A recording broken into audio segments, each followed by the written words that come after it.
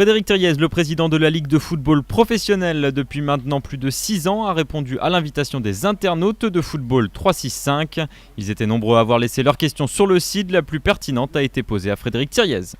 Merci beaucoup et énormément au nom de tous les internautes de Football 365 d'avoir accepté l'interview interactive des internautes qui vont donc vous poser directement tout un tas de questions. Il y a eu des centaines et des centaines de questions. Vous avez suscité un véritable engouement au sein des internautes. Et nous avons sélectionné donc la question d'un internaute en particulier, David Legge, qui vous pose une question on ne peut plus pertinente. Monsieur Thiriez, quand on voit les résultats des clubs français en Coupe d'Europe, ne pensez-vous pas que notre championnat est très loin du niveau européen ? Alors moi, je ne le dirais pas comme ça.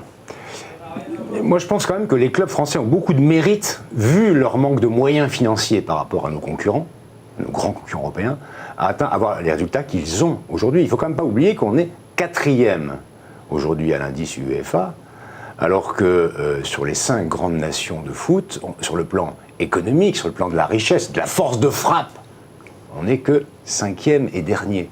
Donc, quelque part, nos clubs ont du mérite. Maintenant, je suis d'accord avec notre internaute, et c'est le combat principal de l'année qui vient, c'est comment restaurer la compétitivité économique du football français. Il y a 2 types de mesures à prendre, des mesures au plan, je dirais, du football lui-même, et puis après des mesures à prendre au niveau des pouvoirs publics. Pour ce qui est des pouvoirs publics, c'est le rapport, le fameux rapport Besson, qui énumère toute une série de mesures indispensables pour que nous supprimions, nous amoindrissions nos handicaps sur le plan économique en Europe. Il y a aussi des mesures à prendre au niveau toujours des pouvoirs publics, mais au niveau européen. Je pense à la DNCG européenne, par exemple. Qui vous tient à cœur. Qui me tient à cœur, et surtout que Michel Platini va mettre en place.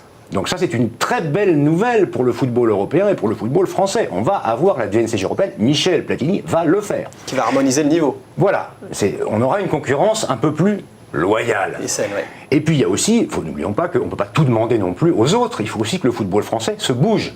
Sur quel domaine? Essentiellement sur les stades. Parce que les droits télé, je dirais, le travail a été fait, on a rattrapé notre retard.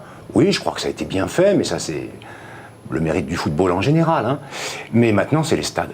On a 10 ans de retard, donc là c'est le plan de rénovation des stades. C'est pour ça qu'on a lancé, avec le président de la Fédération, l'idée de la candidature française à l'Euro 2016. Voilà un beau chantier qui va nous permettre, je dirais, de diversifier les ressources de nos clubs et d'augmenter nos moyens et de nous rapprocher, si possible, notamment de nos voisins et amis allemands, qui sont meilleurs que nous pour ce qui est des stades et des recettes des clubs.